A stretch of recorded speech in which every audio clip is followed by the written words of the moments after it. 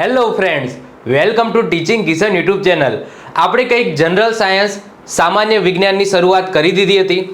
એક લેક્ચર મેં આની અંદર લીધો હતો જેની અંદર મેં ઇન્ટ્રોડક્શન આપ્યું હતું કે આ જે સામાન્ય વિજ્ઞાન છે એની અંદર આપણે શું શું ભણવાનું છે, જેમાં મેં વાત કરી હતી કે ફિઝિક્સ, કેમિસ્ટ્રી અને બાયોલોજી ભણવાનું છે, સાથે સાથે બ્રહ્માંડ પણ ભણવાનું છે, એટલે કે યુનિવર્સ પણ ભણવાનું છે। બ્રહ્માંડને લઈને ઘણા બધા ટોપિક એવા છે જે આમાંથી ક્વેશ્ચન બનતા હોય છે। તો આજના લેક્ચરમાં આપણે બ્રહ્માંડની વાત કરવાની છે। બ્રહ્માંડ જે આ આપણો આખો એક સબ્જેક્ટ કહી શકાય, તો એને આપણે 4 થી 5 લેક્ચરમાં પૂરો કરીશું। ધીમે ધીમે આપણા લેક્ચર છે થોડા મોટા આવતા જશે, 1 કલાક, 1.5 કલાક, કદાચ 2 કલાક પણ હોઈ શકે છે। તો ધીમે ધીમે આપણે મેક્સિમમ મોટા લેક્ચર બનાવીશું અને આ સબ્જેક્ટ છે એને એક્ઝામ પહેલા ટ્રાય કરીશું કે પૂરો કરી દઈએ। હવે આજના લેક્ચરની અંદર આપણે બ્રહ્માંડની વાત કરવાની છે, યુનિવર્સની વાત કરવાની છે। આજના લેક્ચરમાં તમને કંઈક નવું જાણવા મળશે, તમને એવા પ્રશ્નોના જવાબ મળશે જે કદાચ તમે વિચાર્યા પણ નહીં હોય।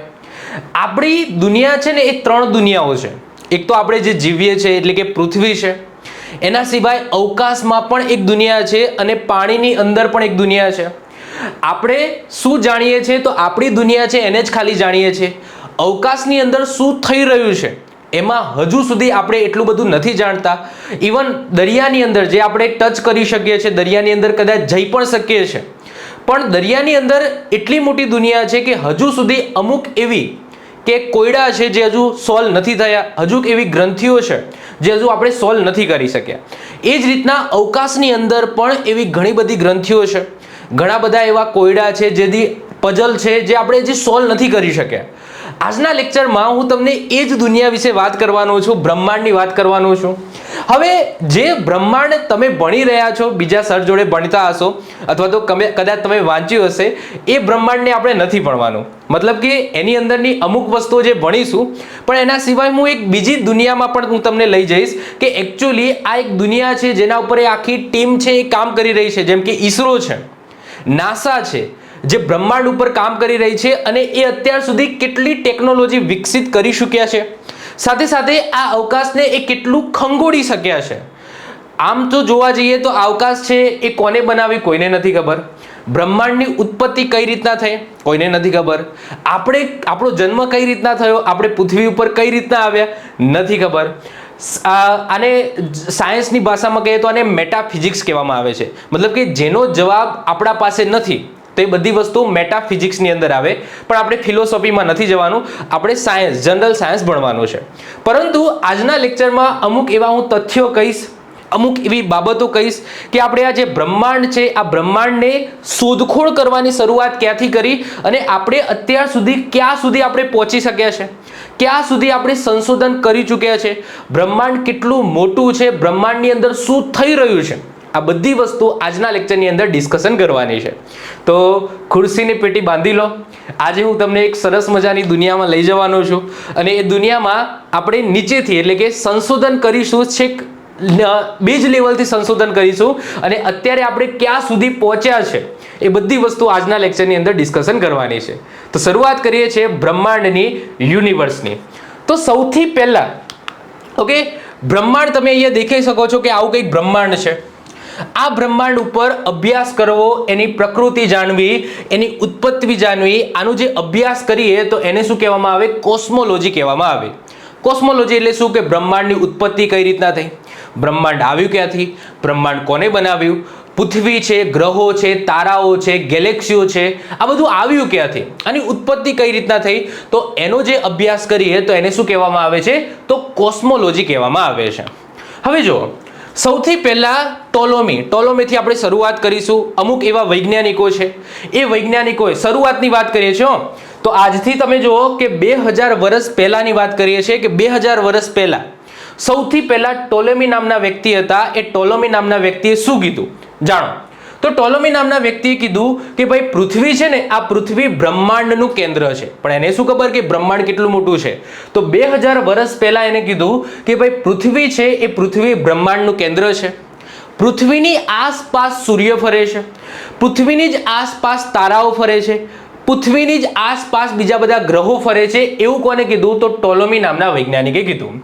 હવે જો અમુક કહેવાય કે એ જગ્યા ઇન્ટરેસ્ટિંગ હોય છે, જ્યારે કોઈને કશી ખબર ના હોય, મતલબ કે સમજી લો કે કોઈ ફ્રેન્ડ સર્કલની અંદર આપણે બેઠા છે, આ ફ્રેન્ડ સર્કલની અંદર કોઈ એવો ટોપિક છે જે કોઈને નથી ખબર. હવે આવા સમયે બધા પોતપોતાનો વ્યૂ મૂકે છે કે ભાઈ ના આ વસ્તુ આવી છે, પેલો કે ના ના આ વસ્તુ તો આવી છે, પેલો કે ના ના આ વસ્તુ તો આવી છે. તો એ ટાઈમે કહેવાય કે બહુ રોચક વસ્તુઓ થાય છે, રોચક કહેવાય કે પોતાના તથ્યો મૂકે છે. તો આ એવો સમય છે કે બ્રહ્માંડ છે હજુ સુધી ટેલિસ્કોપ નથી શોધાયું. બ્રહ્માંડની ઉત્પત્તિ કઈ રીતના થઈ કોઈને નથી ખબર, બ્રહ્માંડ શું છે કોઈને નથી ખબર. બસ આપણે અહીંયા બેઠા છે પૃથ્વી ઉપર, અવકાશમાં રાત્રે તારા જોઈએ છે કે આ ચાલુ છે શું, આ લાઇટ ક્યાંથી આવે છે, આ તારા ટમટમે છે એ છે શું, કોઈને કશું ખબર જ નથી.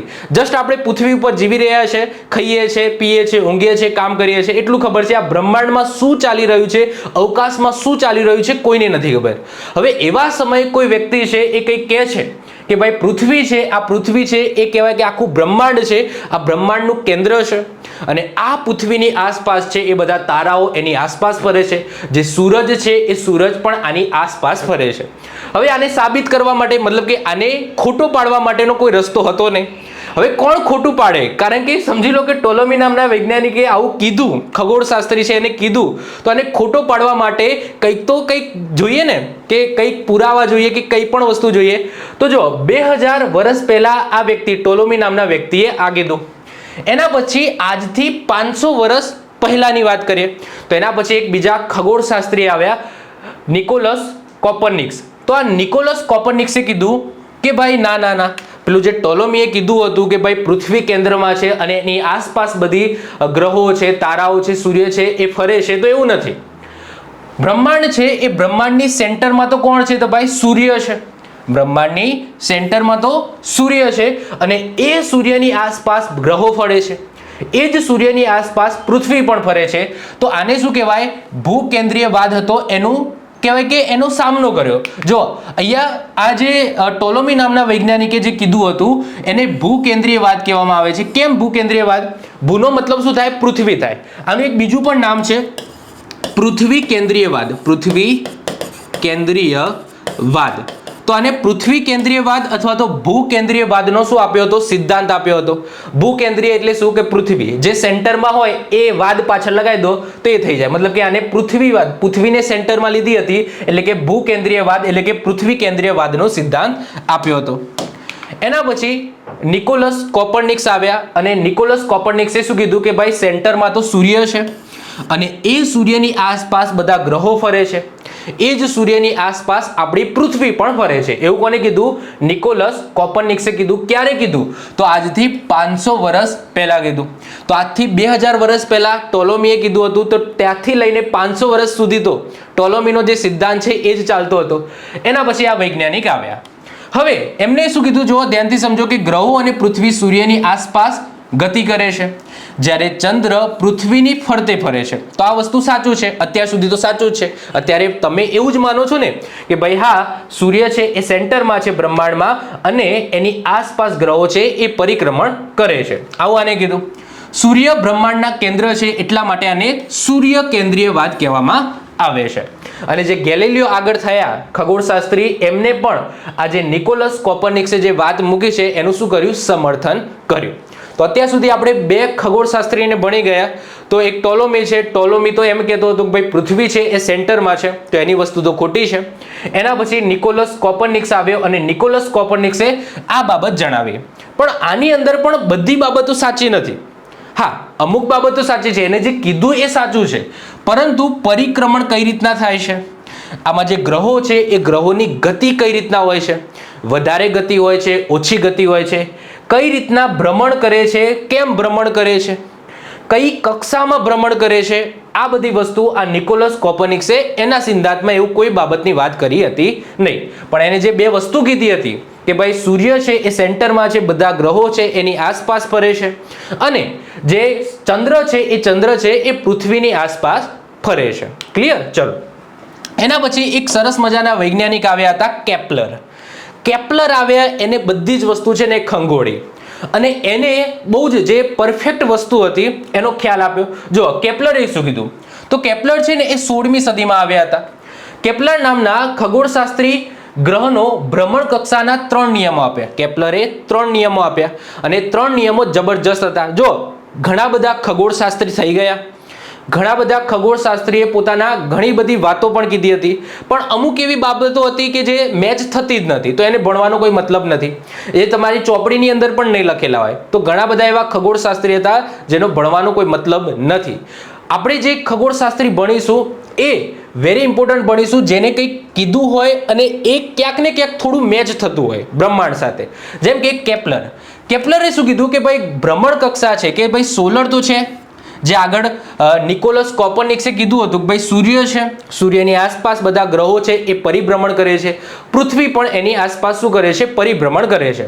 પરંતુ કઈ કક્ષામાં પરિભ્રમણ કરે છે, ઓર્બિટ કઈ રીતના હોય છે, કઈ સ્પીડમાં ગતિ કરે છે, એ બધી વસ્તુ કોને કીધું? તો કેપ્લર દ્વારા કહેવામાં આવી. જો 3 નિયમો આપ્યા.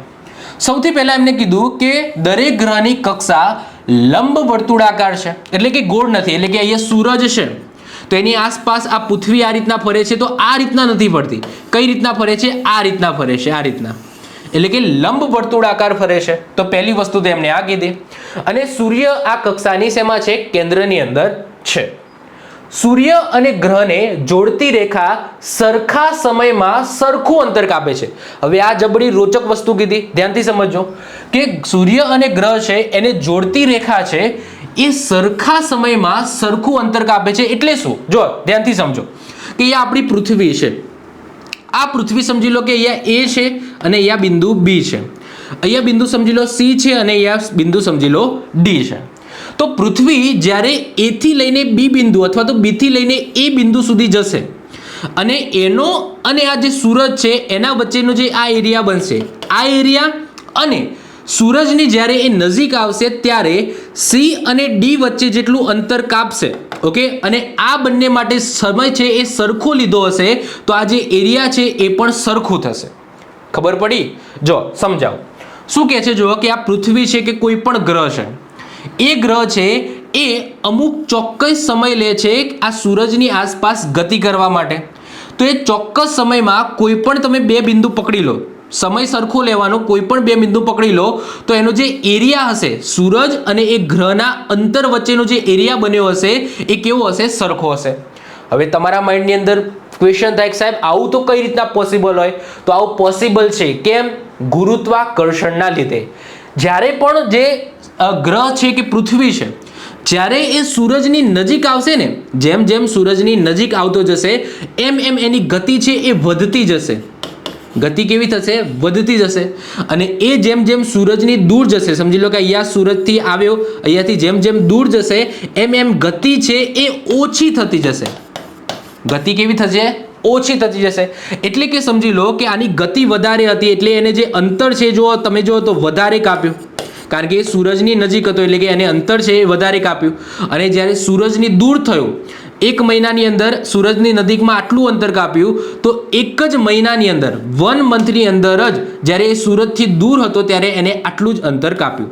પરંતુ એનાથી જે એરિયા બનશે એ એરિયા કેવો હશે? સરખો હશે. તો એને આ વસ્તુ કીધું. તો અહીંયા જો લખેલું છે કે ગ્રહ અને સૂર્ય વચ્ચેનું અંતર ન્યૂનતમ હોય, ગ્રહ અને સૂર્ય વચ્ચેનું અંતર ન્યૂનતમ હોય ત્યારે ગ્રહનો વેગ છે એ મહત્તમ હશે. એટલે કે અહીંયા સમજી લો કે કોઈ ગ્રહ હશે અને અહીંયા સૂરજ હશે, તો જ્યારે પણ સૂરજ અને આ ગ્રહ છે એ બંને વચ્ચેનું અંતર ન્યૂનતમ એટલે કે સૌથી ઓછું હશે, એ સમયે આ જે ગ્રહ છે એનો વેગ કેવો હશે? સૌથી વધારે હશે. અને બીજી વસ્તુ એ જ લખ્યું કે અંતર મહત્તમ હશે, એટલે કે સૂરજ અહીંયા છે અને કોઈ ગ્રહ છે એ અહીંયા છે, તો અંતર મહત્તમ હશે ત્યારે વેગ છે એ કેવો હશે? ન્યૂનતમ હશે. તો યાદ રાખવાનું. તો જો એમને આવું કીધું કે ભાઈ અહીંયા સૂરજ છે અને એની ભ્રમણ કક્ષા આ રીતના લંબાકાર છે. અહીંયા જ્યારે પણ પૃથ્વી છે કે કોઈ પણ ગ્રહ છે જ્યારે એ સૂરજથી દૂર હશે ત્યારે એનો વેગ છે એ ઓછો હશે. અને જેમ જેમ એ સૂરજની નજીક આવશે જ્યારે અંતર ઓછું થતું જશે ત્યારે એનો વેગ છે એ કેવો આવી જશે? વધુ આવી જશે. તો તમે કોઈ પણ 2 બિંદુ પકડી લો અને એ બે બિંદુ વચ્ચેનું અંતર છે, સોરી સમય છે એ સમય સરખો હશે તો એનું જે અંતર છે એને કાપેલું અંતર એ પણ કેવું હશે? સરખો હશે. એવું કોને કીધું? તો એવું આ કેપ્લરે કીધું. તો આ 2 નિયમો થઈ ગયા. હવે ત્રીજો નિયમ જોઈએ કે ભાઈ ત્રીજી વસ્તુ શું કીધી? ત્રીજી વસ્તુ એને એમ કીધી કે સૂર્ય અને ગ્રહની વચ્ચે સરેરાશ અંતર વધે તેમ તેમ આવર્તકાળ એટલે કે પરિક્રમણ એટલે કે પરિભ્રમણ પણ કહી શકો. જો પરિભ્રમણ અને ધરીભ્રમણ, ધરી એટલે શું કે પોતાની ધરી ઉપર ફરવું, એને ધરીભ્રમણ કહેવાય. એટલે કે જે સમજી લો કે પૃથ્વી છે, પૃથ્વી પોતાની ધરી ઉપર ફરે છે, સાથે સાથે સૂરજની પણ આસપાસ ફરે છે. તો પોતાની ધરી ઉપર ફરે એને ધરીભ્રમણ કરીશું, સૂરજની આસપાસ ફરે છે તો એને પરિક્રમણ કહીશું. પરિક્રમણને બીજું આ પણ કહેવાય આવર્તકાળ પણ તમે કહી શકો છો. તો પરિક્રમણ વધે એટલે કે સરેરાશ વેગ છે એ કેવો હોય, ઘટતો જાય છે. એટલે કે જુઓ કે સૂરજનો સૌથી નજીકનો ગ્રહ કયો છે, તો આ સમજી લો કે સૂરજ છે. આ સૂરજનો સૌથી નજીકનો ગ્રહ કયો છે, તો સૌથી નજીક બુધ છે. તો બુધનો આવર્તકાળ 88 દિવસનો છે. હવે વાત કરીએ પૃથ્વી, તો પૃથ્વીનો આવર્તકાળ અથવા તો પરિક્રમણનો સમય કેટલો છે, તો 1 વર્ષ એટલે કે 365 દિવસનો છે. તો જો બુધનો સૌથી ઓછો છે કારણ કે એ સૂરજની નજીક છે. તો સૂરજની નજીક છે તો એનો જે પરિક્રમણ છે અથવા તો પરિક્રમણ અથવા તો આવર્તકાળ છે એ સમય ઓછો લેશે. એટલે કે સૂરજની આસપાસ ચક્કર મારવા માટેનો સમય ઓછો લેશે. અને જેમ જેમ સૂરજની નજીક જઈશું એમ એમ જે ગુરુત્વાકર્ષણ બળ છે એને જકડી રાખશે અને સ્પીડ વધારે હશે. જેમ જેમ દૂર ગ્રહો જશે, મતલબ કે સમજી લો કે અહીંયા પૃથ્વી છે, અહીંયા સૂરજ છે, સૂરજ પછી બુધ છે, પછી શુક્ર છે, પછી પૃથ્વી છે. તો જો બુધનો સમય ઓછો હશે, સિમ્પલ છે. શુક્રનો એનાથી થોડો વધારે હશે, પૃથ્વીનો એનાથી થોડો વધારે હશે. પૃથ્વીનો કેટલો છે, તમને ખબર છે 365 છે. 365 દિવસ એટલે કે 1 વર્ષ. આપણે 1 વર્ષ ક્યારે કહીએ છીએ, જ્યારે પૃથ્વી છે એ સૂર્યની આસપાસ એક ચક્કર મારી લે તો આને આપણે 1 વર્ષ કહીએ છીએ. તો 365 દિવસનો છે. એ રીતના બુધનો આવર્તકાળ કેટલો છે, 88 દિવસનો છે. સૌથી દૂર કયો છે, તો નેપચ્યુન છે. જો કે તમને ખબર હોય તો પ્લુટો પણ છે, પણ પ્લુટો છે એક ડિબેટમાં છે. સૌથી પહેલા પ્લુટો છે એને ગ્રહ માન્યો, પછી ના માન્યો, પછી ફરીથી માન્યો તો, અને હવે જો નવી ટેક્સ્ટ બુક્સ જોશો તો એની અંદર પ્લુટો છે એ ગ્રહ તરીકે બતાવ્યો નથી, કારણ કે એના ગુણધર્મો છે એ ગ્રહ સાથે મેળ ખાતા નથી. તો આપણે નેપચ્યુન લઈશું કે છેલ્લો જે ગ્રહ છે નેપચ્યુન. આ નેપચ્યુનનો આવર્તકાળ કેટલો છે, તો 164.8 વર્ષ છે. આને ગુણ્યા 365 કરી દો. આ વર્ષ આપણું વર્ષ છે તો 365 કરી દો, અને જે દિવસ આવે એટલા દિવસ લગાડે છે નેપચ્યુન છે એ સૂર્યની આસપાસ ફરવા માટે.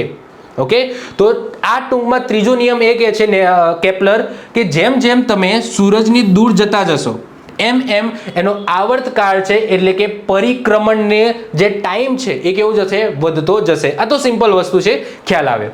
તો કેપ્લરે બહુ અનોખી વસ્તુ કીધી. હવે તમને એવું લાગે કે સાહેબ આ બધી વસ્તુ તો જાણેલી છે, એમાં શું નવાઈ છે?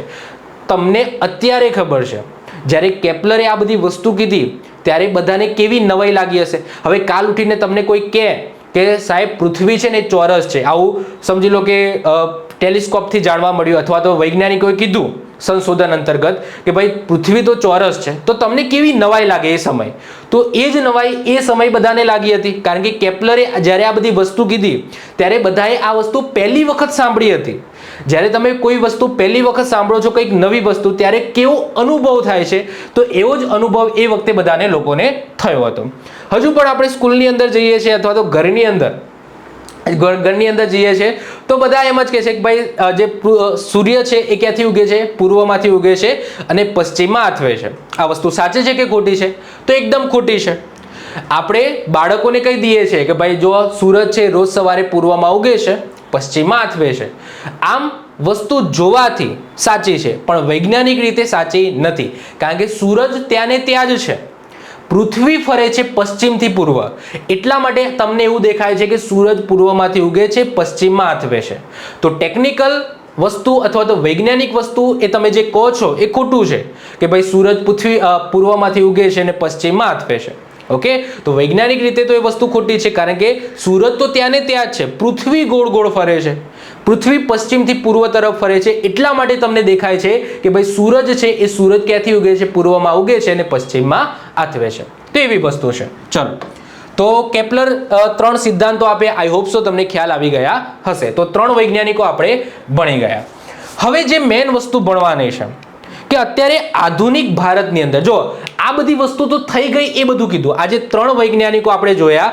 ટોલેમીએ તો બધી વસ્તુ ખોટી જ કીધી હતી. તો જે નિકોલસ કોપરનિકસ છે, કેપ્લર છે, એ કેપ્લર અને નિકોલસ દ્વારા એ વસ્તુ કહેવામાં આવી જે અત્યારે એક્ઝિસ્ટિંગ છે, એટલે કે અત્યારે હાલ હયાતમાં છે. પરંતુ એ વસ્તુ થઈ ક્યાંથી, મતલબ કે બ્રહ્માંડની ઉત્પત્તિ થઈ ક્યાંથી, બ્રહ્માંડ બન્યું કઈ રીતના, એના સવાલોના જવાબ કોણ આપશે?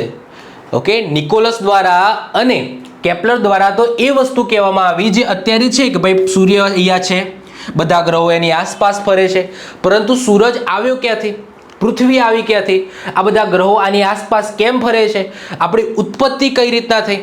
ઓકે, તો આનો જવાબ જુઓ, તમારે પૂછવું હોય ને ઘરે તો પૂછી જોજો.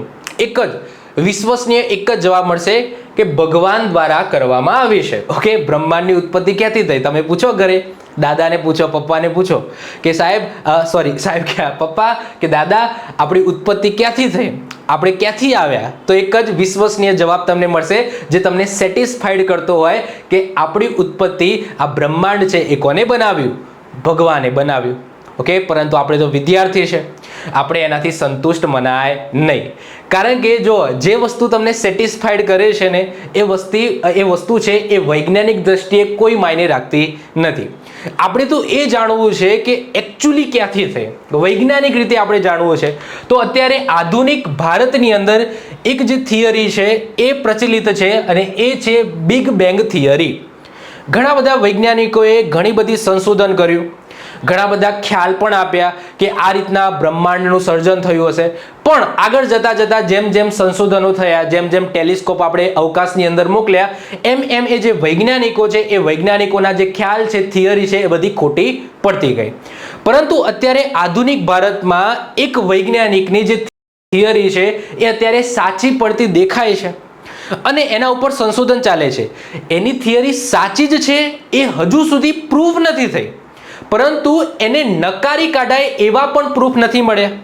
બીજા વૈજ્ઞાનિકોએ કંઈક કીધું હતું તો એમને નકારી કાઢાય એવા પ્રૂફ મળ્યા છે. કારણ કે જે રીતના ટેકનોલોજી વધી છે, જે રીતના વૈજ્ઞાનિકોએ સંશોધન કર્યું છે અવકાશની અંદર, તો એનાથી બીજા બધા વૈજ્ઞાનિકોએ જે વસ્તુ કીધી હતી કે ભાઈ બ્રહ્માંડ આ રીતના બન્યું હશે, બ્રહ્માંડ આ રીતના બન્યું હશે, તો એને નકારી કાઢાય એવા સંશોધન થઈ ગયા છે. પરંતુ જે જ્યોર્જ લિમિત્રે, તો આ જ્યોર્જ લિમિત્રે દ્વારા જે બિગ બેંગ થિયરીનો સિદ્ધાંત આપ્યો હતો કે આ રીતના બ્રહ્માંડની ઉત્પત્તિ થઈ હશે, તો એને નકારી કઢાય એવા કોઈ પ્રૂફ મળ્યા નથી. તો આ થિયરી સાચી પડે એના માટેના પગલાં લેવાયેલા છે. ચલો જોઈએ, સૌથી પહેલા તો આ બિગ બેંગ થિયરી શું છે, આ બિગ બેંગ થિયરી અથવા તો સિદ્ધાંત શું કહેવા માંગે છે સમજીએ. તો જ્યોર્જ લિમિત્રેએ કીધું કે બ્રહ્માંડ છે ને એ સૌથી પહેલા બિંદુવત હતું. બિંદુવત એટલે કે આ ટાઈપનું એક બિંદુ હતું, કોઈ જ અવકાશ ન હતો, ખાલી એક બિંદુ હતું. આ બિંદુની અંદર એક મોટો વિસ્ફોટ થયો, અને આ વિસ્ફોટના કારણે શું થયા, આમાંથી જુદા જુદા કણો છે એ અલગ પડ્યા. આ જુદા જુદા કણોમાંથી સમયાંતરે શું થયું, ગેલેક્સીઓ બની, અને એ ગેલેક્સીમાં વિસ્ફોટ થતા સમયાંતરે બધા ગ્રહો બન્યા અને એમાંથી જ આપણી પૃથ્વી બની છે. આ કોને કીધું, આ બિગ બેંગ થિયરી છે જ્યોર્જ લિમિત્રેએ કીધું. અહીંયા તમે જોઈ શકો છો કે અહીંયા મેં એક જીપ મૂકેલું છે કે આ રીતના વિસ્ફોટ થયું અને આ વિસ્ફોટના કારણે આ બધા કણો બન્યા અને એ કણોમાંથી જુદી જુદી ગેલેક્સી બની અને એ ગેલેક્સીમાંથી આપણું બ્રહ્માંડ એટલે કે યુનિવર્સ બનેલું છે. તો સમજીએ કે વર્તમાનમાં બ્રહ્માંડના ઉદ્ભવ સંબંધિત આધુનિક મહાવિસ્ફોટ એટલે કે બિગ બેંગનો સિદ્ધાંત બેલ્જિયમના વિદ્વાન જ્યોર્જ લિમિત્રે દ્વારા આપવામાં આવ્યો છે.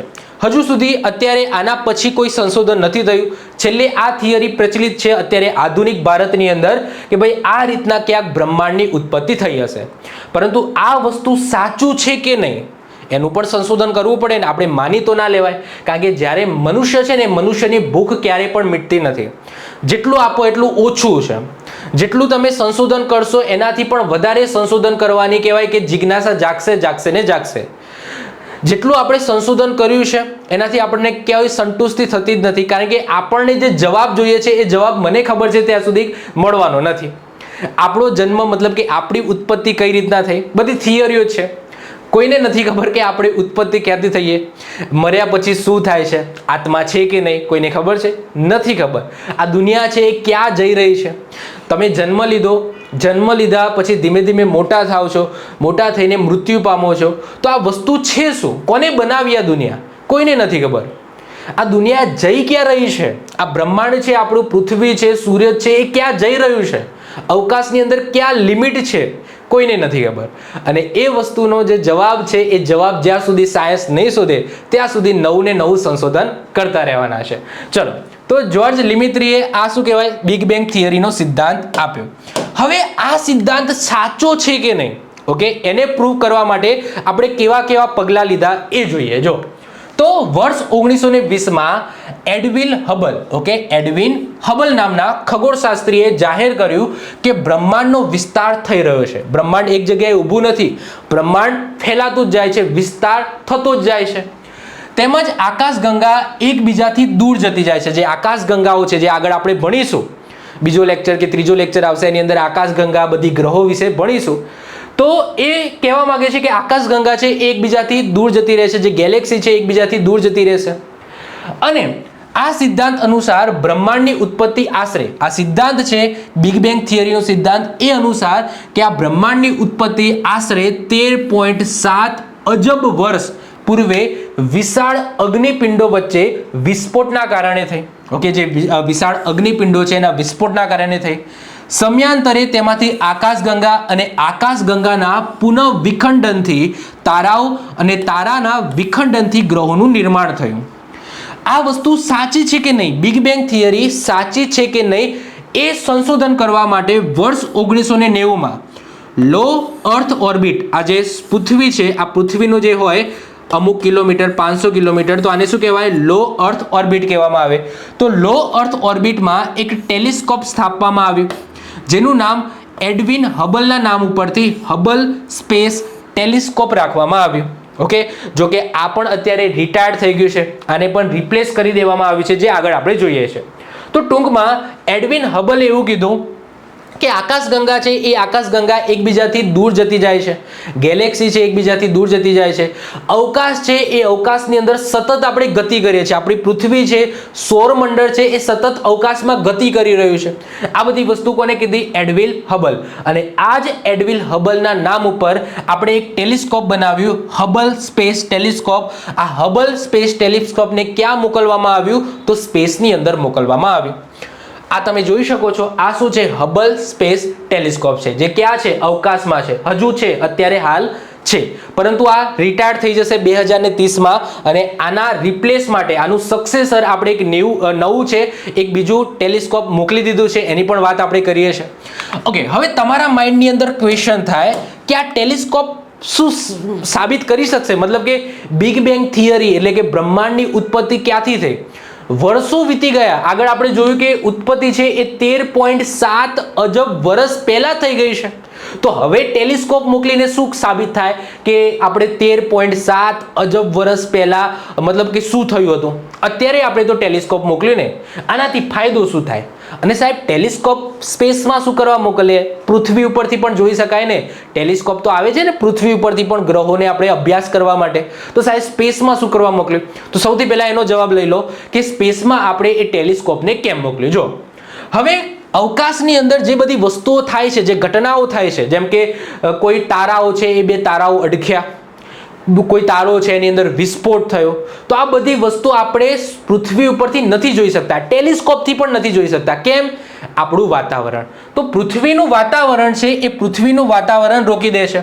તો પૃથ્વીનું વાતાવરણ અવકાશમાંથી આવતા આ બધા કિરણો, એક્સરે કિરણો, ગામા રે અને અલ્ટ્રાવાયોલેટ કિરણો છે એને રોકી દે છે, જે આપણા માટે સારું છે. આ બધા કિરણો પૃથ્વી ઉપર આવે ને તો આપણી ચામડી બામડી બળી જાય, તો સારું છે કે પૃથ્વીનું વાતાવરણ રોકી લે છે. પરંતુ એક ડિસએડવાન્ટેજ એ છે કે આ બધા કિરણો પૃથ્વી ઉપર નથી આવતા, એનાથી આપણે અવકાશની અંદર શું થઈ રહ્યું છે એની પણ માહિતી મળતી નથી, તો પૃથ્વી પર આવવા દેતા નથી. તેથી અવકાશીય ઘટના જેવી કે બ્લેક હોલ્સ, તારાનું એકબીજા સાથે અથડાવવું, ટકરાવવું, આકાશગંગાની ઉત્પત્તિ, આ બધું જાણવા માટે આપણે જે ટેલિસ્કોપ છે એ અવકાશમાં મોકલવો પડે. પૃથ્વી ઉપર તો એના જે કિરણો છે, કિરણો આવવાના નથી, તો આપણને ખબર પડવાની નથી. એટલા માટે આ જે ટેલિસ્કોપ છે, આ ટેલિસ્કોપને ક્યાં મોકલવામાં આવે છે, અવકાશની અંદર મોકલવામાં આવે છે. પહેલો જવાબ મળી ગયો. ઓકે, હવે તમારા માઇન્ડની અંદર ક્વેશ્ચન થાય કે સાહેબ ટેલિસ્કોપ ચલો અવકાશમાં મોકલી દીધું, પ્રસ્થાપિત કરી નાખ્યું, પણ સાહેબ આપણને ખબર કઈ રીતના પડશે કે આજથી કહેવાય 13 અજબ વર્ષ પહેલા 13 અજબ વર્ષ પહેલા આ બધી વસ્તુ થઈ હતી? એનો પણ જવાબ છે, ધ્યાનથી સમજો. જો હવે આપણે કોઈ વસ્તુ, અહીંયા એક ઉદાહરણ આપેલું છે કે તમને કોઈ વસ્તુ કઈ રીતના દેખાય છે, મતલબ કે મારી સામે કેમેરો છે, એ મને કેમ દેખાય છે? કારણ કે અહીંયા ટ્યુબલાઇટ છે, એ ટ્યુબલાઇટનો પ્રકાશ છે એ કેમેરા ઉપર પડે છે અને કેમેરામાંથી એ પ્રકાશ છે એ મારી આંખમાં, કોર્નિયામાં જાય છે. એનાથી મને ખબર પડે છે કે ભાઈ સામે કેમેરો છે. જે રીતના આ ફૂલ છે અને અહીંયા માણસ છે, આ માણસને આ ફૂલ કેમ દેખાય છે? કારણ કે સૂરજનો પ્રકાશ પડે છે. સમજી લો કે આ રૂમની અંદર અંધારું હોય, પ્રકાશ હોય જ નહીં, તો મને એ વસ્તુ દેખાવાની નથી દેખાવાની. તો તમે જે વસ્તુ જોઈ રહ્યા છો, તમને જે પણ વસ્તુ દેખાય છે તમારી આજુબાજુ, એ પ્રકાશના કારણે દેખાય છે. જો પ્રકાશ ન હોય તો તમને કોઈ પણ વસ્તુ દેખાય નહીં. એટલે કે તમને જે પણ વસ્તુ દેખાય છે એના ઉપર પ્રકાશ પડે છે અને ત્યાંથી કિરણ તમારા આંખની અંદર જાય છે, એટલા માટે એ વસ્તુ તમને દેખાય છે. તો આ વસ્તુનો ખ્યાલથી તમે એવું વિચારી શકો કે આજથી એવી વસ્તુ સમજી લો. એક્ઝામ્પલ તરીકે વાત કરું કે એક વસ્તુ તમે સમજો કે આ જે સૂરજ છે, આ સૂરજનો જે પ્રકાશ છે, આ પ્રકાશને પૃથ્વી પર પહોંચતા કેટલો સમય લાગે છે ખબર છે? 8 મિનિટ અને 20 સેકન્ડનો સમય લાગે છે. મતલબ કે અત્યારે કોઈ સૂરજ દ્વારા કિરણ અથવા તો પ્રકાશ છોડવામાં આવ્યો છે, એ પૃથ્વી ઉપર અથવા તો તમારા સુધી પહોંચતા 8 મિનિટનો સમય લાગે છે. કેટલી? 8 મિનિટ અને 20 સેકન્ડ.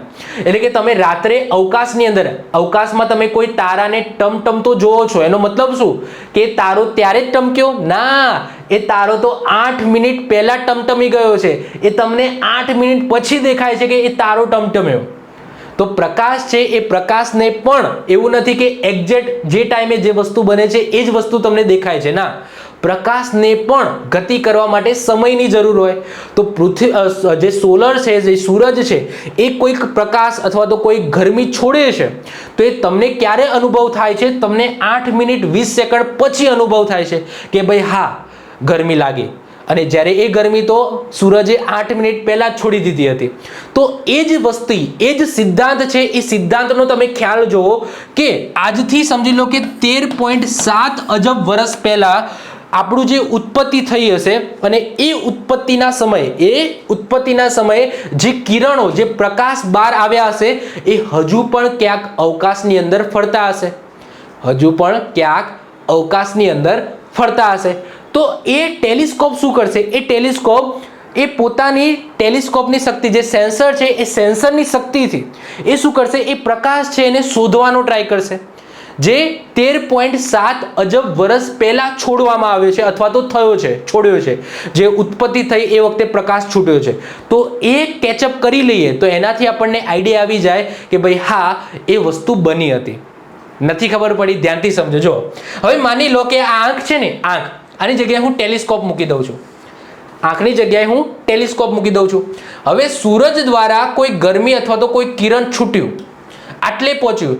હવે કિરણ આટલે પહોંચ્યું. હવે અહીંયાથી સમજી લો કે ટેલિસ્કોપથી કિરણને આટલે જોઈ લીધું, તો આ સમય બચી ગયો ને. ટેલિસ્કોપથી આ જે કિરણ અહીંયા પહોંચ્યું હતું, જે સોલર દ્વારા, સૂરજ દ્વારા છોડવામાં આવ્યું, એ ટેલિસ્કોપથી આ કિરણને આપણે અહીંયા જોઈ લઈએ તો અહીંયાથી અહીંયા સુધીનો સમય બચી જાય કે નહીં? એટલે કે અહીંયા એવા કિરણો જે હજુ પૃથ્વી સુધી પહોંચ્યા જ નથી, એવા કિરણો જે હજુ 13.7 અજબ વર્ષ પહેલા છૂટ્યા હતા, જ્યારે બિગ બેંગ થિયરી અનુસાર જે વિસ્ફોટ થયો હતો, જે હજુ ઘણા લાંબા સમય પછી પૃથ્વી સુધી પહોંચશે, હજુ તો પહોંચ્યા નથી. તો એવા કિરણોને આપણે ટેલિસ્કોપના માધ્યમથી વધારે આગળ જોઈને જોઈ લઈએ તો આ છે ટેલિસ્કોપનો ખ્યાલ. આનાથી આઈ હોપ સો તમારા માઇન્ડની અંદર ક્લિયર થઈ ગયું હશે. તો જ્યારે બ્રહ્માંડની ઉત્પત્તિ સમયે જે લાઇટ્સ હતી, એ લાઇટ્સને શોધવી, આ મેન ટેલિસ્કોપનો ખ્યાલ છે, જેનાથી બિગ બેંગ થિયરી વધુ માહિતી મેળવી શકાય. સાથે સાથે જે બ્લેક હોલ્સ છે અવકાશની અંદર, આકાશગંગા છે, એની ઉત્પત્તિની માહિતી મળી શકાય. તો આઈ હોપ સો તમને એ તો આઈડિયા આવી ગયો હશે કે આ ટેલિસ્કોપ છે, એ ટેલિસ્કોપ ઉપર જઈને કરે છે શું? ઓકે, તો ટેલિસ્કોપ શું કરે છે? તો આજથી ઘણા લાંબા સમય પહેલા, ઓકે, જે પ્રકાશ છે એ નીકળ્યા છે એ પ્રકાશને કેચઅપ કરવાનું ટ્રાય કરશે, જે હજુ પૃથ્વી સુધી પહોંચ્યા જ નથી અને પૃથ્વી સુધી પહોંચતા હજુ ઘણો લાંબો સમય લાગશે. તો એને આપણે પહેલા જઈને જોઈ લઈએ, બહુ પહેલા છૂટેલા જે પ્રકાશ છે એને પહેલા આપણે કેચઅપ કરીને એનો અભ્યાસ કરી લઈએ, તો એનાથી આપણી ઉત્પત્તિ છે એ કઈ રીતના થઈ એ તમને ખ્યાલ આવી જાય. માઇન્ડ ઘૂમે છે ને કે જે આપણી ટેકનોલોજી છે, જે વિજ્ઞાન છે, કેટલું આગળ વધી ગયું છે, એ કઈ રીતના વિચારે છે. ઓકે, હવે આપણે વાત કરતા હતા ભાઈ, શેની વાત કરતા હતા કે 1990માં ઓકે હબલ સ્પેસ ટેલિસ્કોપ છે, આ ટેલિસ્કોપ છે એ પ્રક્ષેપિત કરવામાં આવ્યું હતું, પણ આ તો બહુ આઉટડેટેડ હતું. હવે ધ્યાનથી સમજો, અત્યારે આ જે સ્પેસ છે, મતલબ કે આજુ જે હબલ સ્પેસ ટેલિસ્કોપ છે એ અત્યારે આઉટડેટેડ થઈ ગયું છે. આનું સક્સેસર છે એ પ્રક્ષેપિત કરી દેવામાં આવ્યું છે, જેમ્સ વેબ સ્પેસ ટેલિસ્કોપ. બધાએ નામ સાંભળ્યું જ હશે, દર મહિને ઇમેજીસ આવતી હશે, ન્યૂઝમાં હોતું જ હોય છે. તો અત્યારે તો આર્યુ ટેલિસ્કોપ છે, આ તો બહુ આઉટડેટેડ થઈ ગયું. આ હબલ સ્પેસ તો ઓકે, એને જેટલું કામ કરવાનું હતું એને એનું પોતાનું કામ કર્યું. ઘણા લાંબા સમય સુધી 1.4 મિલિયન ફોટોગ્રાફ્સ છે એ આપણા સુધી પહોંચાડ્યા, પણ હવે આ ગરડું થઈ ગયું છે, રિટાયર અવસ્થામાં આવી ગયું છે. અત્યારે બંને કામ કરે છે, અત્યારે અવકાશમાં બંને છે, પરંતુ આપણે યુઝ કયું કરીએ છીએ? અત્યારે નવું યુઝ કરીએ છીએ, જેમ્સ વેબ સ્પેસ ટેલિસ્કોપ. હવે તમારા માઇન્ડની અંદર ક્વેશ્ચન થાય કે સાહેબ આ બંનેમાં ફરક શું છે? સાહેબ આના જેવું જ છે આર્યું કે આનાથી કંઈક અલગ છે, કંઈક વધારે સંશોધન કરી આપશે? તો યસ, કઈ રીતના બંનેનો ડિફરન્સ છે એ સમજે. જો આ બધી વસ્તુ કોઈ ચોપડીમાં નહીં મળે, આ બધી વસ્તુ અત્યારની લેટેસ્ટ કહું છું, ટેકનોલોજી અત્યારની સમજો છો. તમને ક્વેશ્ચન પૂછાશે તો આમાંથી પૂછાશે, આમાંથી નહીં પૂછાય. તો ચોપડીનું જ્ઞાન એટલું, અત્યારે તમે જુઓ કે ચોપડી તમે લેશો તો એની અંદર આ બધી વસ્તુ લખેલી હશે, આ વસ્તુ નહીં લખેલી હોય, પણ હું તમને આ વસ્તુ સમજાવું છું જેમાંથી ક્વેશ્ચન પૂછાશે. હવે આ બંનેમાં ફરક શું છે સમજો. હબલ સ્પેસ ટેલિસ્કોપ છે એ કોના દ્વારા પ્રક્ષેપિત કરવામાં આવ્યું હતું? તો નાસા અને European space agency. European space agency તમને ખબર હોય, જેની અંદર ફ્રાન્સ અને યુરોપના ઘણા બધા દેશો છે, એની જોઈન્ટ એજન્સી છે યુરોપિયન સ્પેસ એજન્સી અને નાસા. આ બંને સાથે મળીને આ હબલ સ્પેસ ટેલિસ્કોપ છે એ પ્રક્ષેપિત કર્યું હતું. આ જે હબલ સ્પેસ ટેલિસ્કોપ છે એનું જે સેન્સર છે એ સેન્સર કયા ટાઈપના રે અથવા તો વેવ્સ છે એ કેચઅપ કરી શકે છે? તો 3 ટાઈપના, એક્સ-રે, ગામા રે અને અલ્ટ્રાવાયોલેટ. તો અલ્ટ્રાવાયોલેટ, ગામા રે અને એક્સ-રે ઉપર કામ કરે છે કોણ? તો આ. તો બ્રહ્માંડમાંથી જે એક્સ-રે આવશે, ગામા કિરણો આવશે અને અલ્ટ્રાવાયોલેટ કિરણો આવશે, તો એ બધા આની અંદર કેચઅપ થશે અને એનાથી કંઈક આકૃતિ છે એ સર્જાશે. જ્યારે જેમ્સ વેબ ટેલિસ્કોપની વાત કરીએ તો નાસા, યુએસએ અને કેનેડાની સ્પેસ એજન્સી આ ત્રણે સાથે મળીને આ જે જેમ્સ વેબ સ્પેસ ટેલિસ્કોપ છે એ બનાવ્યું છે. અને આ જે ટેલિસ્કોપ છે એ ઇન્ફ્રારેડ કિરણો ઉપર કામ કરે છે. હવે તમારા માઇન્ડની અંદર ક્વેશ્ચન થાય કે સાહેબ આ ઇન્ફ્રારેડ ઉપર કરે છે અને આ એક્સ-રે, ગામા અને અલ્ટ્રાવાયોલેટ ઉપર કરે છે, એમાં મતલબ શું? મતલબ કે કંઈ ખાસ ખબર ના પડી કે આ તો આના ઉપર કામ કરે છે, આના ઉપર કામ કરે છે. હવે હું તમને એક ઇમેજ બતાવું. હવે આ ઇમેજને ધ્યાનથી જુઓ. આ બંને ઇમેજ છે ને એ અલગ અલગ ટેલિસ્કોપથી લીધેલી છે. આ પહેલી છે એ આ બાજુ એટલે કે હબલ સ્પેસ ટેલિસ્કોપથી લીધેલી છે, અને આ નવું એટલે કે જેમ્સ વેબ ટેલિસ્કોપથી કઈ લીધેલી છે? તો આ રહી લીધેલી છે. ક્યાં ગયું? ઓકે, તો અહીંયા બંનેમાં ફરક તમે દેખાય છે. અહીંયા તમને જો કંઈ ખબર પડે છે, આ બધા ગેસીસ તમને જોવા મળે છે. જ્યારે આ આકૃતિ જોવા કેટલી ક્લિયર છે, આમાં તારાઓ છે કેટલા ક્લિયર દેખાય છે. હવે જો ફરક શું છે? ઇન્ફ્રારેડ, એક્સ-રે, ગામા, એમાં ફરક શું છે? જો આ જે ગેસ છે ને, જ્યારે પણ કોઈ પણ વિસ્ફોટ થાય છે અવકાશમાં, જ્યારે કોઈ પણ વિસ્ફોટ થાય છે, કોઈ તારાનું સર્જન થયું હોય અથવા તો કોઈ બે તારા અથડાયા હોય, ત્યારે ઘણા બધા ગેસીસ નીકળે, ઘણા બધા વાયુઓ છૂટા પડે છે, અને એ વાયુઓ છૂટા પડીને એ અવકાશની અંદર જ ફેલાય છે. હવે અવકાશની અંદર ફેલાય છે તો અહીંયા જે એક્સ-રે આવશે, જે ગામા આવશે, જે અલ્ટ્રાવાયોલેટ કિરણો આવશે, આ ગેસ છે એને પસાર નહીં થવા દે. અહીંયાથી પસાર થવા હોય તો એ પસાર થવા દેશે નહીં. એટલે કે માની લો કે બિગ બેંગ થિયરી છે એ કંઈક આ બાજુ સર્જી હતી. માની લો કે બિગ બેંગ થિયરી છે એટલે કે જે આપણી જે બ્રહ્માંડની ઉત્પત્તિ છે એ આ બાજુ સર્જન થયું હતું. આપણી પૃથ્વી છે એ આ બાજુ છે અને આપણું જે ટેલિસ્કોપ છે, ઓકે, આ ટેલિસ્કોપ અહીંયા ક્યાંક છે. ઓકે, હબલ સ્પેસ ટેલિસ્કોપ અહીંયા ક્યાંક છે. હવે આ બાજુથી કોઈ કિરણો આવે છે, એક્સરે કિરણો, ગામા કિરણો કે અલ્ટ્રાવાયોલેટ કિરણો આવે છે અને અહીંયા સમજી લો કોઈ મોટો વિસ્ફોટ થયો છે, તો આ જે કિરણો છે એ અહીંયા સુધી પહોંચશે જ નહીં. આ ટેલિસ્કોપ સુધી નહીં પહોંચે તો આપણને ખબર જ નહીં પડે કે આ બાજુ શું થયું છે, આ બાજુ શું થઈ રહ્યું છે, કારણ કે આ ગેસીસ છે એ આને પસાર થવા જ નહીં દે. પરંતુ ઇન્ફ્રારેડ કિરણો છે, આ ઇન્ફ્રારેડ કિરણો છે ને એ આ ગેસીસમાંથી પસાર થઈ જાય છે. ઇન્ફ્રારેડ કિરણો કેવા હોય તો એ ગેસીસમાંથી પસાર થઈ જાય. તો ઇન્ફ્રારેડ કિરણો છે ને એને આ કેચઅપ નથી કરી શકતો. આ એટલું બધું પાવરફુલ નહોતું હબલ સ્પેસ ટેલિસ્કોપ કે જે ઇન્ફ્રારેડ કિરણોને કેચઅપ કરી શકે. તો એટલા માટે એ આ 3 જ કિરણોનું કેચઅપ કરી શકતો હતો. તો આ બાજુ શું થતું હતું, આ બાજુ શું ચાલતું હતું એ ખબર પડતી હતી નહીં.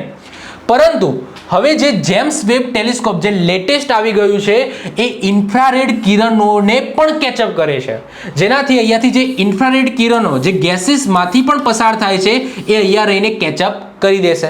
તો એનાથી આ કિરણો તમે જુઓ કે આ ઇમેજ કેટલી ક્લીન દેખાય છે, જેમાં અહીંયા તમે તારાઓ જોઈ શકો છો. આ રિયલ ઇમેજ છે, આ રિયલ ઇમેજ છે. હજુ હું તમને આ જેમ્સ વેબ ટેલિસ્કોપ છે એની રિયલ ઇમેજ બતાવીશ છેલ્લે, મજા આવશે. જો તો અહીંયા તમે જુઓ કે કઈ રીતના ઓકે એનો ડિફરન્સ તમે જોઈ શકો છો. તો મેન આ ફરક છે. ઓકે, આગળ વાત કરીએ. લોન્ચ ક્યારે કરવામાં આવ્યું હતું? તો 1920માં લોન્ચ કરવામાં આવ્યું હતું અને વૈજ્ઞાનિકો કહે છે કે આપણે 2030માં એને રિટાયર કરી દઈશું. તો અત્યારે વર્કિંગમાં છે પરંતુ એટલું બધું યુઝ લેવામાં આવતું નથી. જેમ્સ વેબ ટેલિસ્કોપની વાત કરીએ તો ડિસેમ્બર 2021માં લોન્ચ કરી દેવામાં આવ્યું છે. વર્કિંગ ટાઈમ 31 વર્ષનો રહ્યો. ઓકે, 1920 થી લઈને 2021 સુધી આને કામ કર્યું છે બિચારાએ હબલ સ્પેસ ટેલિસ્કોપ. ઘણા બધા ઇમેજીસ એ આપણને સુધી પહોંચાડ્યા છે, ઘણા બધા સંશોધનમાં મદદ કરી છે, પણ હવે એ રિટાયર થઈ ગયું છે 31 વર્ષ પછી. આ જે જેમ્સ વેબ સ્પેસ ટેલિસ્કોપ છે એ 10 વર્ષ સુધી આપણને ઇમેજીસ આપશે. 10 વર્ષ સુધી આ વર્કિંગમાં રહેશે. એના પછી એક્સટેન્ડ કરવું હશે તો કરીશું, પણ 10 વર્ષ તો છે જ. ઓકે, 10 વર્ષ પછી ચાલે તો ચાલે, ન ચાલે તો ન ચાલે. કેમ એવું સાહેબ? જો આને અત્યાર સુધી આ હબલ સ્પેસ ટેલિસ્કોપ ક્યાં છે હું તમને સમજાવું. જો આ બંનેમાં જે મેઇન ડિફરન્સ છે ને એ શું છે? જો આ હબલ સ્પેસ ટેલિસ્કોપ ક્યાં છે ખબર છે? આ બાજુ લખું. જો હબલ સ્પેસ ટેલિસ્કોપ ક્યાં છે સમજી લો, આ પૃથ્વી છે. તો પૃથ્વીથી કેટલા 570, પૃથ્વીથી 570 કિલોમીટરે આ પ્રક્ષેપિત કરી દેવામાં આવ્યું છે હબલ સ્પેસ. તો અહીંયા ફરે છે. તો અહીંયા ફરે છે ને તો આને રિપેર કરવું ઇઝી હોય છે. આને ઘણી વખત એટલે 5 થી 6 વખત આને રિપેર કરી ગયા છે આપણે માણસો છે એ ત્યાં જે ઉપર સ્પેસ છે ને, ઉપર સ્પેસ એજન્સીને એને શું કહેવામાં આવે છે? International space station. International space સ્ટેશનમાંથી પણ આને ઘણી વખત રિપેર કરવામાં આવ્યું છે. તો આનું રિપેરિંગ થઈ શકે એવું છે, પરંતુ આનું રિપેરિંગ તો પોસિબલ જ નથી. કેમ ખબર છે? કારણ કે આ પૃથ્વી છે ને, આ પૃથ્વીથી કેટલું છે ખબર છે? તો અહીંયા લખેલું છે જો 1.5 મિલિયન કિલોમીટર છે. એટલે કે વચ્ચે અહીંયા ચંદ્ર આવી જશે. ચંદ્રથી પણ ઘણું દૂર 1.5 મિલિયન કિલોમીટર દૂર છે. કોણ? તો James web space telescope. Okay, જેથી એ વધારે સંશોધન કરી શકે એટલા માટે એને એટલું દૂર પ્રક્ષેપિત કરવામાં આવ્યું છે. પરંતુ એની અંદર ટેકનોલોજી એટલી સારી છે કે પોતાની જાતને રિપેર કરી શકે છે. ઓકે, તો એવી ટેકનોલોજી એની અંદર મૂકવામાં આવી છે. એટલા માટે મેઇન ડિફરન્સ આ છે. બીજી વસ્તુ કે આની અંદર જે મિરર હતો, મેન જે કામ છે મિરરનું છે. કોઈ પણ ફોટો છે એ તમારે લેવો હોય તો એમાં જે મેન કામ છે મિરરનું છે. તમારો કોઈ DSLR કેમેરો છે એમાં પણ મિરર હોય છે. મિરરલેસ તમે સાંભળ્યું હશે. તો જે મિરર છે એ બહુ મોટો ભાગ ભજવે છે. તો અહીંયા જે હબલ સ્પેસ ટેલિસ્કોપ છે એનું જે મિરર છે એ 2.4 મીટરનું જ હતું. અહીંયા તમે જોઈ શકો કે 2.4 મીટરનું હતું. પરંતુ જે જેમ્સ વેબ સ્પેસ ટેલિસ્કોપ છે એનું જે મિરર છે એ 6.5 મીટર, એટલે કે આ ડાયામીટર છે. આ ડાયામીટર છે, ડાયામીટર. ઓકે, તો અહીંયા તમે જોઈ શકો છો આ મિરર છે. ઓકે, તો 6.5 મીટર એનો ડાયામીટર છે. આ કઈ ધાતુથી બનેલું હતું? તો એલ્યુમિનિયમ ધાતુથી બન્યું હતું. જ્યારે આની અંદર સોનું એટલે કે ગોલ્ડનો ઉપયોગ કરવામાં આવે છે, એ પણ કેવું? Pure gold. હવે તમે એવું ના સમજતા કે આની અંદર ભરીને સોનું નાખવામાં આવ્યું છે, કારણ કે નાસા છે, યુએસએ છે, યુએસએ છે, યુરોપિયન સ્પેસ એજન્સી છે, કેનેડા સ્પેસ એજન્સી છે, તો ભરીને સોનું નાખ્યું હશે. હવે સોનું નાખવા પાછળનું પણ કારણ છે કે કારણ કે સોનું છે ને એ 99% પ્રકાશનું શોષણ કરી લે. 99%. 99% પ્રકાશ છે એનું પરાવર્તન કરી શકે, એટલે કે શોષણ કરશે અને ત્યાંથી એ ઇમેજ ક્રિએટ કરશે. જ્યારે અહીંયા કોઈ પણ ચાંદીની વાત કરીએ ને તો ચાંદી પણ 95% જ પ્રકાશનું શોષણ કરી શકે, 95%. એલ્યુમિનિયમ તો એનાથી પણ ઓછું કરી શકે. તો એટલા માટે આની અંદર ગોલ્ડનો ઉપયોગ કરવામાં આવે છે. એવું નથી કે ભાઈ પૈસા વધારે હતા એટલે ગોલ્ડ ઉપયોગ કર્યો, ના. ઓકે, ગોલ્ડનો ઉપયોગ એટલા માટે કારણ કે 95% છે એ પ્રકાશનું પરાવર્તન કરી શકે અને એનાથી ઇમેજ ક્રિએટ કરી શકાય અથવા તો શોષણ કરી શકે. મતલબ કે પ્રકાશ આવે છે તે પ્રકાશને અહીંયાથી રિફ્લેક્ટ કરીને પોતે જે ઇમેજ ક્રિએટ કરવાનું છે એ ત્યાં નાખી દેશે. તો આમાં ગોલ્ડનો ઉપયોગ થયો છે. વજન છે ને એ આનું વધારે હતું. હબલ સ્પેસ ટેલિસ્કોપનું વજન વધારે હતું 12,200 કિલોમીટર, જ્યારે જેમ્સ વેબ સ્પેસ ટેલિસ્કોપનું વજન 6,200, એટલે કે આનાથી ઓછું છે, અડધું છે. ટેમ્પરેચરની વાત કરીએ તો 20 સેલ્સિયસ ટેમ્પરેચરમાં કામ કરી શકે છે, જ્યારે આ -230 સેલ્સિયસ ઉપર કામ કરી શકે છે. અને પૃથ્વીના ઓર્બિટથી 570 કિલોમીટરે છે, જ્યારે આ 1.5 મિલિયન કિલોમીટર દૂર છે. ઓકે, તો આ મેં બેનો ડિફરન્સ સમજાવી દીધો. જો આના ઉપર તમારે વધારે ફોકસ કરવાનું છે કારણ કે આવનારા ભવિષ્યમાં આમાંથી ઘણા બધા ક્વેશ્ચનો બનશે. આની આપણે વાત કરીએ, ચલો આમાંથી વધારે ક્વેશ્ચનો નહીં પૂછાશે આને, તો આની પણ આપણે થોડી ડીપમાં વાત કરી લઈએ. આ મેં ઇમેજ તમને બતાવી દીધી. ઓકે, આ મેઇન ડિફરન્સ છે. હવે થોડી આની વાત કરી લઈએ જેમ્સ વેબ સ્પેસ ટેલિસ્કોપની. અહીંયા તમે જોઈ શકો છો આ કેટલું મોટું છે એ તમે આ રીતના અંદાજો લગાવી શકો. આ માણસ છે, આ બધા નાના નાના માણસો છે. ઓકે, અને આ છે જેમ્સ વેબ ટેલિસ્કોપ. ઓકે, તમે જોઈ શકો છો કેટલી એની હાઈટ છે, મતલબ કે કેટલી મોટું છે. ઓકે, હબલ સ્પેસ ટેલિસ્કોપથી 100 ગણું વધારે શક્તિશાળી છે. કેટલું? 100 ગણું. પેલું જે હબલ સ્પેસ ટેલિસ્કોપ હતું એનાથી 100 ગણું વધારે શક્તિશાળી છે. આ ટેલિસ્કોપ 13 બિલિયન પ્રકાશ વર્ષ દૂરથી આવતા કિરણોને જોઈ શકશે. તેથી આ ટેલિસ્કોપને ટાઈમ મશીન પણ કહેવામાં આવે છે. કેમ ટાઈમ મશીન? એનો સિદ્ધાંત મેં આગળ તમને સમજાવ્યો કે જે કિરણો હજુ પૃથ્વી સુધી પહોંચ્યા જ નથી, આપણે નથી જોઈ શક્યા, એવા કિરણોને આગળ જઈને જોઈ આવશે. તો એટલા માટે આ ટાઈમ ટ્રાવેલ તમે કહી શકો છો કે આ ટાઈમ ટ્રાવેલ ટેલિસ્કોપ છે કે 13 બિલિયન પ્રકાશ વર્ષ દૂરથી, એટલે કે 13 બિલિયન પ્રકાશ વર્ષ પહેલા જે ઉત્પન્ન થયેલા જે પ્રકાશો છે એ બધા આને જોઈ શકશે. મતલબ કે આ ટેલિસ્કોપ એને કેચઅપ કરી શકશે. ગોલ્ડનો ઉપયોગ કરવામાં આવે છે જે પ્રકાશનું 99% શું કરે છે? પરાવર્તન કરે છે. આ ટેલિસ્કોપમાં હવે એવું ના સમજતા કે આની અંદર કિલો, 2 કિલો, 5 કિલો ગોલ્ડ હશે. ના, દેખાય છે મોટું, પરંતુ આની અંદર માત્ર 48 ગ્રામ બોલું છું, 48 ગ્રામ સોનાનો પરત ચડાવવામાં આવ્યો છે. ખાલી 48 ગ્રામ, એટલે તમે સમજી શકો કેટલું પાતળું હશે પરત. 48, આ દેખાય છે આટલું મોટામાં 48 ગ્રામ જ સોનું છે. એટલા માટે એટલું બધું કહેવાય વાળથી પણ પાતળી એક પરત ચડાવવામાં આવી છે.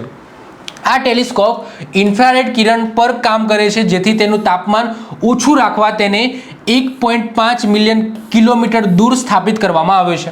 ઓકે, તો આને કેમ દૂર સ્થાપિત કરવામાં આવ્યું? કારણ કે એનું તાપમાન છે એ ઓછું રહેશે. જો પૃથ્વી છે, પૃથ્વીથી આ બાજુ ઓકે દૂર સ્થાપિત કરવામાં આવ્યું છે, એટલે સોલરથી પણ એટલું દૂર જશે.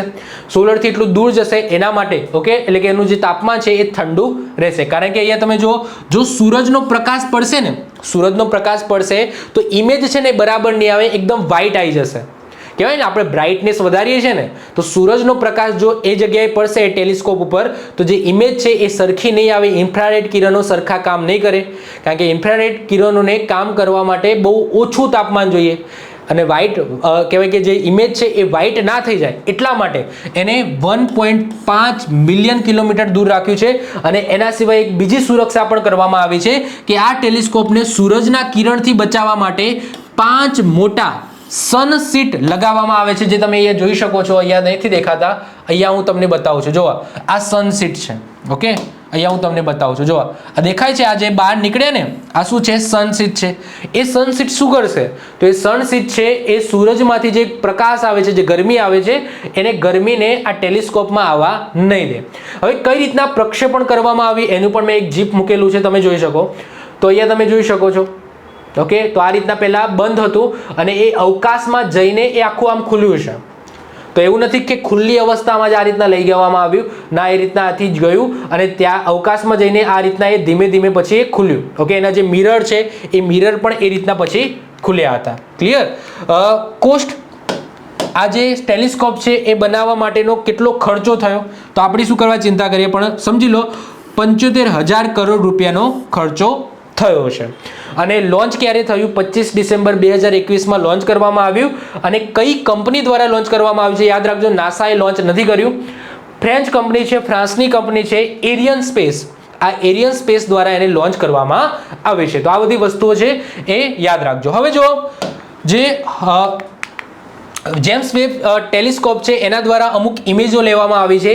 તમે આ બધી ગૂગલ કરીને પણ જોઈ શકો છો. ગૂગલ કરીને તમે જુઓ તો આ છે ને એક બ્લેક હોલની ઇમેજ છે. બ્લેક હોલ આ બનાવી નથી હો, આ હબલ સ્પેસ ટેલિસ્કોપ દ્વારા લેવામાં આવે છે.